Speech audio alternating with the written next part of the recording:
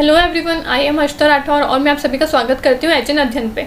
तो आज हम कुछ क्वेश्चन सॉल्व करेंगे टीचिंग एप्टीट्यूड से रिलेटेड। टीचिंग एप्टीट्यूड की सभी क्लासेस जो है वो हमने देख ली है, मैराथन सेशन भी हमने कर लिया है। तो अब हम देखेंगे कि क्वेश्चंस किस तरीके से आते हैं। तो इस क्लास में हम टीचिंग एप्टीट्यूड से रिलेटेड कुछ क्वेश्चन को सॉल्व करेंगे, ठीक है। तो चलिए क्लास को स्टार्ट करते हैं। सबसे पहला क्वेश्चन है हमारा, identify the correct sequence of cognitive behaviour in the taxonomy of educational objectives. अब ये है आपकी ब्लूम्स टैक्सोनॉमी से रिलेटेड क्वेश्चन है। अगर आपने मेरी ब्लूम्स टैक्सोनॉमी वाली क्लास देखी होगी तो ये क्वेश्चन बहुत ही इजी रहने वाला है आप लोगों के लिए।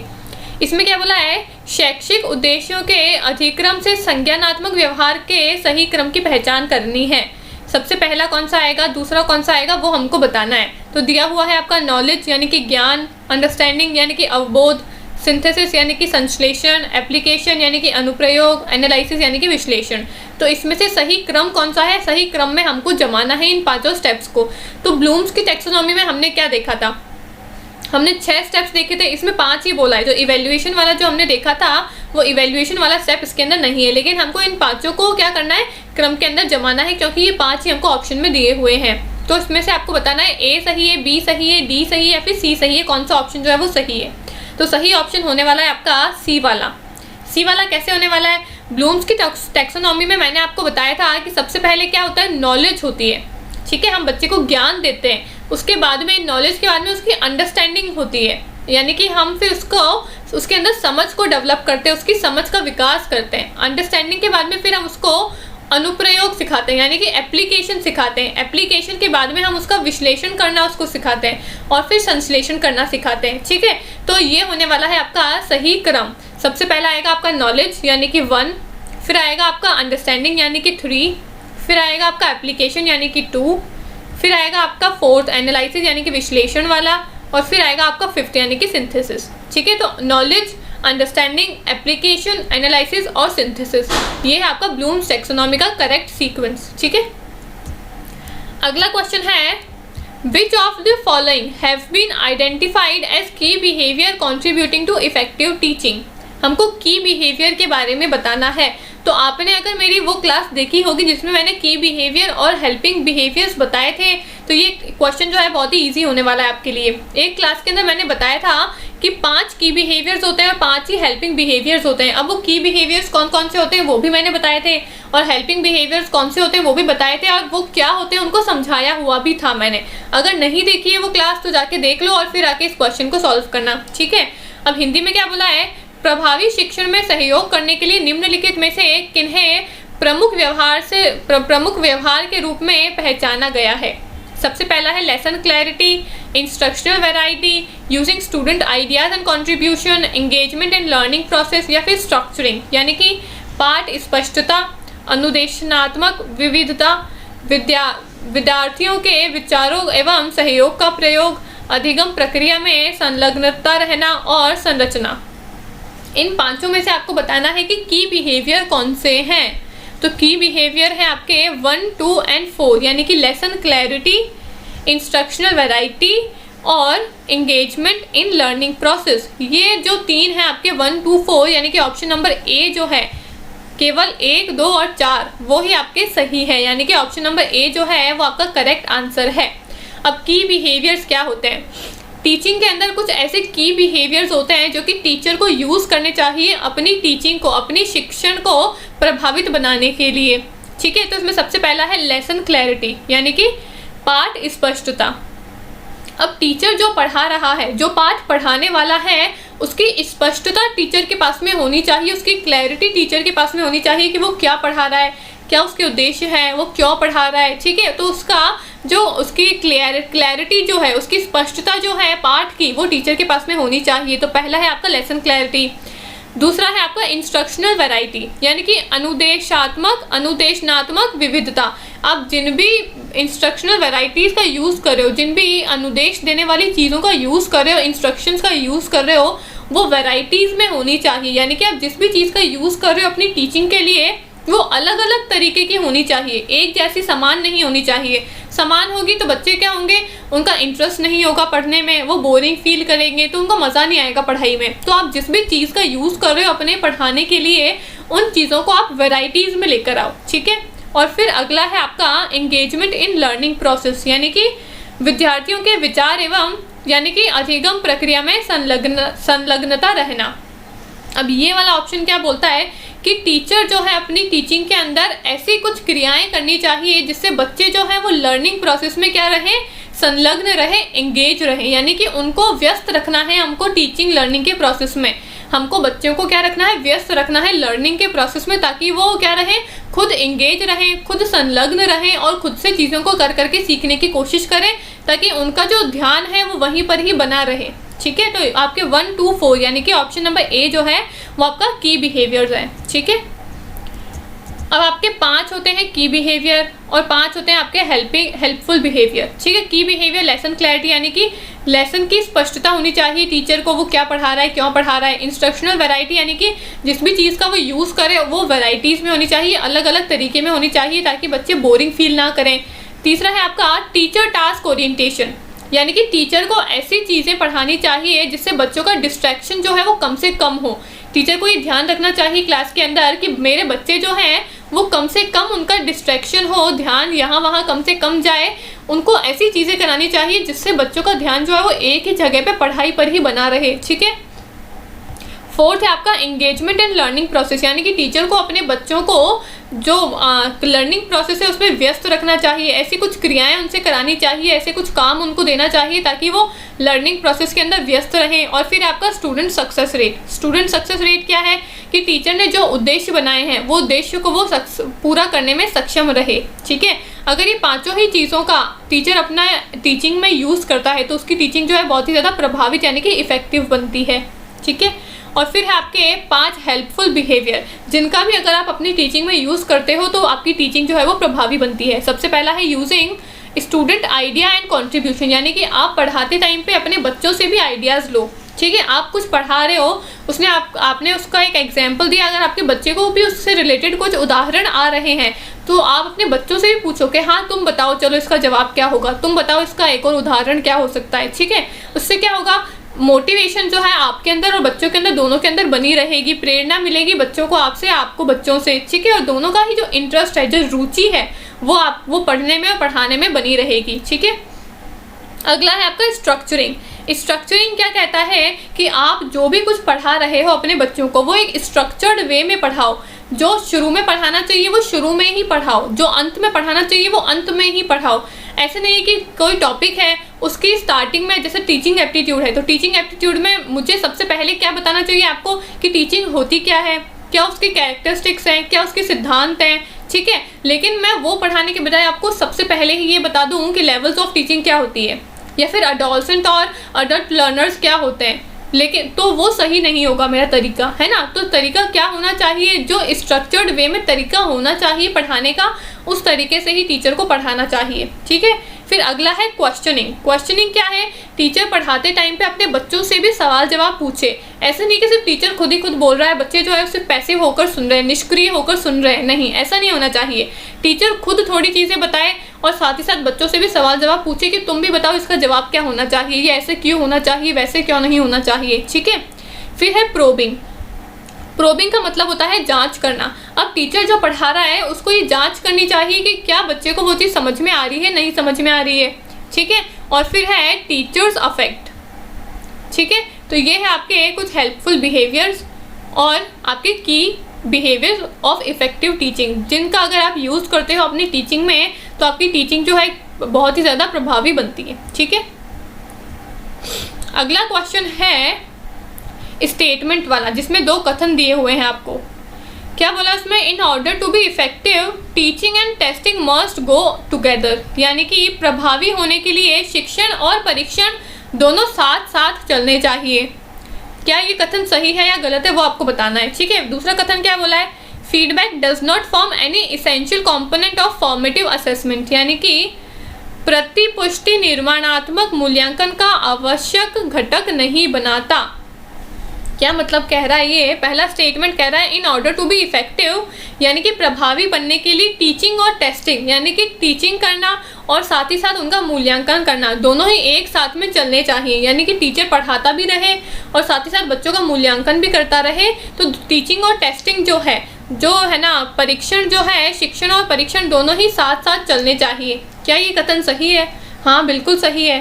ठीक है, तो आपका पहला कथन जो है वो सही हो गया। दूसरा कथन क्या बोला है?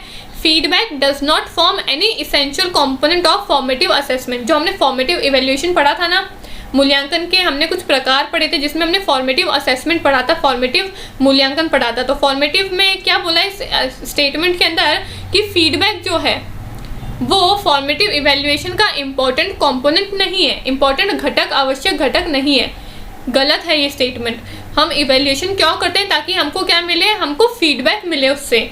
ठीक है, लेकिन अगर हमको फीडबैक ही नहीं मिलेगा तो फिर इवेल्युएशन करने का, मूल्यांकन करने का मतलब क्या है? तो इसलिए दूसरा स्टेटमेंट गलत है, लेकिन पहला वाला आपका सही है। तो ऑप्शन नंबर सी आपका सही हो गया कि कथन पहला सही है किंतु कथन दूसरा सही नहीं है। ठीक है।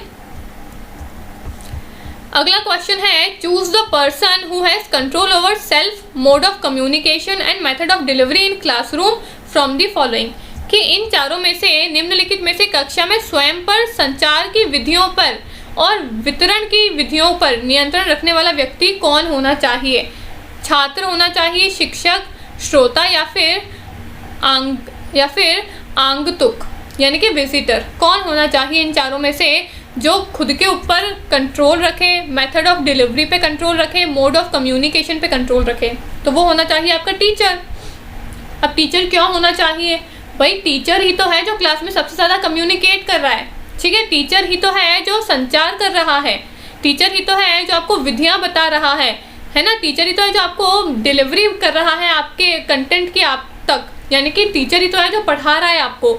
तो सबसे ज़्यादा कंट्रोल जो है वो टीचर का होना चाहिए अपने कम्युनिकेशन के ऊपर, अपने संचार के ऊपर। ठीक है, तो इसका सही आंसर है आपका शिक्षक, आपका टीचर। ठीक है, तो अब अगला क्वेश्चन है हमारा मैच द आइटम्स, यानी कि मैच द फॉलोइंग। हमको मैच करना है। ठीक है, संज्ञानात्मक, भावनात्मक, सामाजिक और वर्बल, ये चारों दिए हुए हैं। इन चारों का यहाँ पे कुछ डिस्क्रिप्शन दिया हुआ है, कुछ विवरण दिया हुआ है, इनसे मैच करना है। ठीक है, तो सबसे पहला है आपका कॉग्निटिव यानी कि संज्ञानात्मक। अब मैंने आपको बताया था कि जहाँ भी वर्ड कॉग्निटिव आ जाए वहाँ समझ लेना आपके दिमाग से रिलेटेड बात हुई है। ठीक है, तो अब ये चारों विवरण पढ़ने हैं आपको और इसमें देखना है कि दिमाग से रिलेटेड बात किससे हुई है, आपके कॉग्निटिव से रिलेटेड बात किससे हो रही है, आपके फोर्थ वाले ऑप्शन में। अब देखो इसको क्या बोला है, ये ability to solve abstract problem, यानी कि अमूर्त समस्या को हल करने की क्षमता। अब समस्या को हल कैसे करोगे? दिमाग लगा के ही करोगे। तो ये आपका होगा फर्स्ट वाले से रिलेटेड, यानी कि संज्ञानात्मक से जुड़ा हुआ हो गया आपका फोर्थ वाला। ठीक है, अब देख लो इसमें ए से जुड़ा हुआ फोर्थ कौन सा है? ये ए से फर्स्ट है तो इसको काट दो, ये ए से फोर्थ है, ये भी ए से फोर्थ है, ये भी ए से फोर्थ है, यानी कि फर्स्ट वाला जो है आपका ए वाला वो एलिमिनेट हो गया। ठीक है, अब दूसरा है आपका इमोशनल यानी कि भावनात्मक। अब देखो इसमें से कि भावना से रिलेटेड कौन सा बोला है, भावना से रिलेटेड कौन सा बोला है आपका। ठीक है, तो भावना से रिलेटेड कौन सा बोला है इसमें? ये बोला है आपका कि दूसरों के चेहरे का भाव पढ़ने की क्षमता, दूसरों के चेहरे का भाव पढ़ने की क्षमता, यानी कि ability to read others facial expression. तो अब दूसरों के चेहरे को पढ़ने का भाव, तो भाव कहाँ से आएगा? आपके इमोशन से ही तो आएगा, आपकी भावना से ही तो आएगा। तो हो गया आपका बी वाला आपके थर्ड से रिलेटेड। अब देखो बी का तीसरा कौन सा बोला है? ये बोला है आपका बी का पहला, इसको भी एलिमिनेट कर दो। बचे कौन से? सेकंड वाला और थर्ड वाला, यानी कि आंसर जो है या तो आपका बी होगा या फिर आपका सी होगा। ए और डी वाला आपका कट चुका है। ठीक है, अब देखो सी और डी, अब सी और डी को मैच करना है। सी क्या बोला है? समाज वाला। तो समाज से रिलेटेड कौन सा है इसमें? समाज से रिलेटेड है एबिलिटी टू रिलेट अदर्स, और वर्बल वाला है आपका ability to articulate the ideas. ठीक है, यानी कि दूसरों से संबंधित करने की क्षमता, दूसरों से संबंधित करने की क्षमता, और फिर एक है आपका विचार को स्पष्ट करने की क्षमता। अब इन दोनों में से समाज वाला कौन सा है, वर्बल वाला कौन सा है? तो समाज कौन सा होएगा, सोशल कौन सा होएगा, जहां हम दूसरों से संबंध बनाएंगे। ठीक है, तो यानी कि दूसरों से संबंधित करने की क्षमता होगा आपका एबिलिटी टू रिलेट अदर्स, होगा आपका सोशल वाला, यानी कि सी का फर्स्ट। ठीक है, अब देखो सी का फर्स्ट किस में आ रहा है? इसमें आ रहा है आपका सेकंड वाले में, यानी कि option number B, answer B जो है वो आपका करेक्ट हो गया। ठीक है, कॉग्निटिव हो गया ability to solve abstract problems, emotional हो गया कि दूसरों के भाव को समझना, दूसरों के चेहरे के भाव को समझना, सोशल जिसमें हम क्या करेंगे, दूसरों से संबंधित दूसरों से संबंध स्थापित करने की कोशिश करेंगे। और वर्बल में क्या होगा, वर्बल में होगा एबिलिटी टू आर्टिकुलेट आइडियाज। ठीक है, तो ये है आपका आंसर नंबर बी इस क्वेश्चन का आंसर। ठीक है, अगला क्वेश्चन क्या बोला है, which among the following is not a component of effective teaching. Effective teaching का घटक कौन सा नहीं है वो बताना है आपको। निम्नलिखित में से कौन सा प्रभावी शिक्षण का घटक नहीं है इन चारों में से। सबसे पहले दिया है questioning to check for understanding of student, यानी कि छात्रों की समझ की जांच करने के लिए प्रश्न पूछना। भाई उनको चीज़ें समझ में आ रही है, नहीं समझ में आ रही है, वो समझ की जांच करने के लिए उनसे सवाल जवाब पूछना। क्या ये आपकी प्रभावी शिक्षण का घटक हो सकता है या नहीं हो सकता? ये तो हो सकता है ना, तो इसको आप एलिमिनेट कर दो। दूसरा क्या बोला है, प्रोवाइडिंग स्टूडेंट्स विद फीडबैक, यानी कि छात्रों को प्रतिपुष्टि प्रदान करना, उनको फीडबैक देना कि आपने जो पढ़ा है क्या वो आपको समझ में आया, नहीं समझ में आया, वो उनको फीडबैक देना। ठीक है, तो ये क्या आपका इफेक्टिव टीचिंग का कंपोनेंट घटक हो सकता है क्या प्रभावी शिक्षण का? हाँ, अगर आप बच्चों को फीडबैक दोगे तो वो शिक्षण आपका प्रभावी बनेगा। ठीक है, तो ये वाला भी काट दो। इसमें से पूछा है कौन सा प्रभावी शिक्षण का घटक नहीं है, पहला वाला भी आपका है, दूसरा वाला भी आपका है, इसलिए ये दोनों को एलिमिनेट कर दो। थर्ड बोला है being flexible about how long it takes to learn, यानी कि इस बारे में लचीला होना कि सीखने में कितना समय लगता है। यानी कि क्या बोला इस ऑप्शन में, अगर सीखने में ज़्यादा टाइम लग रहा है या फिर आपने सीखने में कोई भी प्लानिंग करके कोई भी नीति बनाई है, उसमें अगर आपको कुछ भी बदलाव लाने हैं तो आप क्या रहो, लचीले रहो, आप फ्लेक्सिबल रहो कि आप इजीली अपने आपने जो भी डिसीजंस लिए हैं, जो भी प्लान्स बनाए हैं, उसमें आप चेंज कर सकते हो। ठीक है, तो ये अगर आप लचीले रहोगे, आप इजीली अपने सिस्टम को चेंज कर पाओगे, तो क्या होगा, वो आपका प्रभावी शिक्षण का घटक कहलाएगा। ठीक है, तो यानी कि तीनों ही जो है वो आपके एलिमिनेट हो गए। बचा कौन सा, फोर्थ वाला। तो सही आंसर कौन सा होगा, फोर्थ वाला ही होगा। अब देखो ये सही आंसर कैसे होगा। इसमें बोला है reactive mode of students behaviour, यानी कि छात्र के व्यवहार का प्रतिक्रियाशील प्रकार। अब अगर आपने स्टूडेंट्स को कुछ बोला और स्टूडेंट ने आपसे सवाल पूछ लिया, तो आपको उनका रिएक्टिव मोड नहीं देना है आपको, यानी कि उनने कुछ सवाल पूछा तो आपको रिएक्टिव मोड में जवाब नहीं देना है, उनको डांटना नहीं है कि आपने ऐसा क्यों पूछा, आपने ऐसा क्यों बोला, नहीं, आपको समझ से काम लेना है वहाँ पे। अगर आप उनको रिएक्टिव मोड में जवाब दोगे ना, अगर आप उनको प्रतिक्रियाशील प्रकार में जवाब दोगे, तो आपका जो प्रभावी शिक्षण का ये जो है उस पर घटक नहीं बन सकता है फिर। ठीक है, तो इसलिए option number fourth, option number D जो है वो आपका करेक्ट आंसर है। ठीक है, अगला क्वेश्चन क्या बोला है, identify those features of learners behaviour which are associated with understanding level. अब अंडरस्टैंडिंग लेवल से कौन से ऑप्शंस जो हैं वो आपके जुड़े हुए हैं, संबंधित हैं। अगर आपने मेरी मैराथन सेशन क्लास देखी होगी तो मैंने उसमें बताया था मेमोरी लेवल, अंडरस्टैंडिंग लेवल और रिफ्लेक्टिव लेवल के कुछ कीवर्ड्स बताए थे मैंने आपको। तो आपको इसमें अंडरस्टैंडिंग लेवल के लिए कीवर्ड्स ढूंढ लो और इसका आंसर आपसे बन जाएगा इजीली।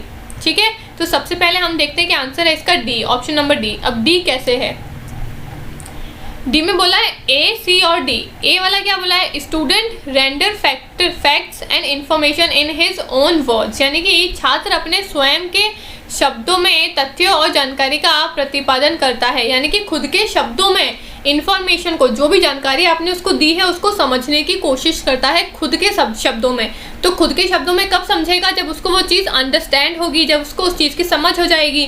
तो ये आपका अंडरस्टैंडिंग लेवल का जो फीचर है वो है, तो ये हो गया आपका सही। दूसरा क्या बोला है, student immediately recall the facts, यानी कि छात्र पढ़ाए गए तथ्यों को तुरंत याद करता है। याद किस में करते हैं, मेमोरी लेवल में। ठीक है, तो ये वाला आपका एलिमिनेट हो गया, सेकंड वाला कट कर दो। थर्ड वाला क्या बोला है, स्टूडेंट गिव हिज और हर ओन एग्जाम्पल, यानी कि छात्र बिंदु को समझने के लिए क्या देते हैं, उदाहरण देते हैं। ठीक है, तो मैंने आपको बताया था कि अंडरस्टैंडिंग लेवल का कीवर्ड क्या हो सकता है, उदाहरण देना। समझ, आप क्या करोगे, उदाहरण दोगे अपने बच्चों को। क्यों उदाहरण दोगे, क्योंकि आप चाहते हो कि आपके बच्चे में इस चीज़ की समझ डेवलप हो, समझ का विकास हो इस चीज़ को लेकर, इस टॉपिक को लेकर, तो आप उनको उदाहरण दोगे। तो उदाहरण वाला आपका हो गया अंडरस्टैंडिंग लेवल का फीचर, तो ये भी सही हो गया आपका। डी वाला क्या बोला है, student interpret the meaning in various ways, यानी कि छात्र विभिन्न तरीकों से अर्थों की व्याख्यान करता है, यानी कि अलग अलग तरीकों से चीज़ों को समझने की कोशिश करता है। हाँ, जहाँ भी समझ आ जाएगा, अंडरस्टैंडिंग लेवल का मतलब ही यही होता है कि बच्चा क्या करता है, इस लेवल में चीज़ों को समझने की कोशिश करता है। तो जहाँ भी समझ वर्ड आ जाएगा वहाँ पे आपका अंडरस्टैंडिंग लेवल होगा। तो डी वाला भी सही है, ठीक है। तो यानी कि आपका ए, सी और डी तीनों ही करेक्ट है। ई वाला क्या बोला है, student correctly reproduce the sequence taught, यानी कि छात्र सिखाए गए अनुक्रम को सही ढंग से दोहराता है। यानी कि एक सीक्वेंस में टीचर ने उसको बता दिया ए बी सी डी, अब वो उस ए बी सी डी को ही बार बार दोहराएगा और रटने की कोशिश करेगा। लेकिन हम अंडरस्टैंडिंग लेवल में तो बिल्कुल भी नहीं रटते हैं, इसमें तो हम चीज़ों को समझने की कोशिश करते हैं। तो ये वाला भी आपका एलिमिनेट हो जाएगा, ठीक है। तो आपका सही आंसर होगा ए, सी और डी वाला, ठीक है। तो ऑप्शन नंबर डी जो है वो आपका सही आंसर है। अगला क्वेश्चन क्या बोला है, in which of the following modes of assessment potential for increasing intrinsic motivation is optimum, यानी कि मूल्यांकन के निम्नलिखित तरीकों में से किसमें आंतरिक प्रेरणा को बढ़ाने की इष्टतम क्षमता होती है। इन चारों में से इंट्रिंसिक मोटिवेशन जो है वो सबसे ज़्यादा किसमें होता है। मैंने आपको बताया था मोटिवेशन दो तरीके का होता है, इंट्रिंसिक जिसमें हमको अंदर से ही मोटिवेशन मिलता है, और एक्सट्रिंसिक जिसमें हमको बाहर से मोटिवेशन की ज़रूरत पड़ती है, ठीक है। तो इसमें बताना है हमको अंदर वाला, इंट्रिंसिक वाला बताना है। तो ये हो गया आपका फॉर्मेटिव असेसमेंट बेस्ड इवैल्यूएशन, यानी कि औपचारिक मूल्यांकन आधारित मूल्यांकन। अब ये ही क्यों है इंट्रिंसिक वाला, क्योंकि फॉर्मेटिव इवैल्यूएशन में मैंने आपको बोला था कि जब हम पढ़ाते हैं तो पढ़ाने के दौरान हम मूल्यांकन करते हैं, बच्चों का टेस्ट लेते हैं, उनको इवैल्यूएट करते हैं। तो अब हम जब पढ़ाने के दौरान मैं आपसे बार बार पूछती जाऊंगी कि ये मैंने आपको पढ़ाया, आपको समझ में आया, आप बोलोगे समझ में आया। फिर मैं दूसरा सवाल पूछूंगी, फिर मैं पूछूंगी आपको समझ में आया, आप बोलोगे समझ में आया। तो क्या होगा, इससे आपके अंदर जो मोटिवेशन है ना, जो प्रेरणा है वो और जगेगी कि हाँ मुझे ये क्वेश्चन समझ में आ गया, मुझे अगला भी समझना है, अब मुझे और अगला भी समझना है, ठीक है। तो इसलिए फॉर्मेटिव असेसमेंट जो है उसमें आपका इंट्रिंसिक मोटिवेशन होता है, आपका आंतरिक प्रेरणा होती है, ठीक है। तो answer number A, option number A जो है इसका सही आंसर है, ठीक है। अगला क्वेश्चन क्या बोला है,